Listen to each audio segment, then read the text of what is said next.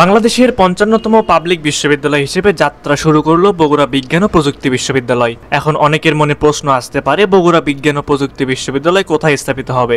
আজকের ভিডিওতে আমরা জানবো কোথায় হবে বগুড়া জেলার এই পাবলিক বিশ্ববিদ্যালয়টি। তো চলুন কথা না বাড়িয়ে শুরু করা যাক। অনুমোদনের প্রায় ২ যুগ পর ১৭ জন কর্মকর্তা কর্মচারী ও ৮টি বিভাগ নিয়ে দেশের ৫৫তম পাবলিক বিশ্ববিদ্যালয় হিসেবে যাত্রা শুরু করেছে বগুড়া বিজ্ঞান ও প্রযুক্তি বিশ্ববিদ্যালয়। জানা যায়, এর আগে ২০০১ ও ২০২৩ সালে মন্ত্রিপরিষদে বগুড়া বিজ্ঞান ও প্রযুক্তি বিশ্ববিদ্যালয়ের আইন বাস্তবায়নের পর সরকার ২ দফায় প্রজ্ঞাপন জারি করলেও দীর্ঘ সময় চিঠি চালাচালির মধ্যে সীমাবদ্ধ ছিল সব কার্যক্রম।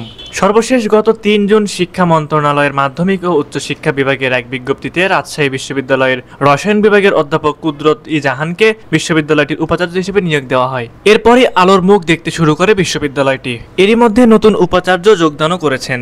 বিশ্ববিদ্যালয়টি ২০২৬-২৭ শিক্ষাবর্ষে শিক্ষার্থী ভর্তির মাধ্যমে একাডেমিক কার্যক্রম শুরু করবে বলে প্রত্যাশা করেন নবনিযুক্ত উপাচার্য অধ্যাপক কুদরত-ই-জাহান।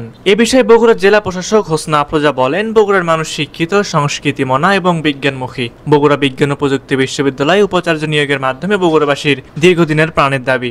জেলা প্রশাসক আরো বলেন, আপাতত অস্থায়ী ক্যাম্পাসে বগুড়া বিজ্ঞান ও প্রযুক্তি বিশ্ববিদ্যালয়ের কার্যক্রম শুরু হবে। অস্থায়ী অফিস হবে সরকারি আজিজুল হক কলেজ। বগুড়া বিজ্ঞান ও প্রযুক্তি বিশ্ববিদ্যালয়ের স্থায়ী ক্যাম্পাস কোথায় হবে এ প্রসঙ্গে জানা যায়, ২০০১ খ্রিস্টাব্দে বগুড়া বিজ্ঞান ও প্রযুক্তি বিশ্ববিদ্যালয়ের স্থায়ী ক্যাম্পাস বগুড়া শহর থেকে ৭ কিলোমিটার দূরে ঢাকা রংপুর রোডের পাশে গোকুল ইউনিয়নের অন্তর্ভুক্ত খোলারঘর নামক স্থানে প্রস্তাব করা হয়েছিল।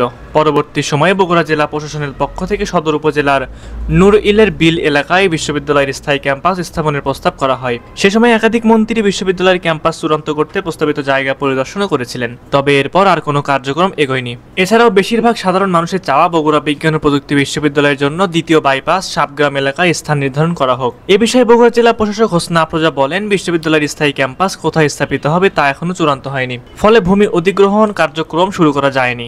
জায়গা চূড়ান্ত হওয়ার পর ভূমি অধিগ্রহণ কার্যক্রম শুরু করা হবে। জেলা প্রশাসক আরো বলেন, আপাতত অস্থায়ী ক্যাম্পাসেই বগুড়া বিজ্ঞান ও প্রযুক্তি বিশ্ববিদ্যালয় কার্যক্রম শুরু হবে। সুপ্রিয় দর্শক, আপনাদের কি মনে হয় বগুড়া বিজ্ঞান ও প্রযুক্তি বিশ্ববিদ্যালয়ের স্থায়ী ক্যাম্পাস কোথায় হতে পারে? সে বিষয়ে আপনারা আপনাদের মূল্যবান মতামত আমাদের কমেন্ট করে জানাবেন।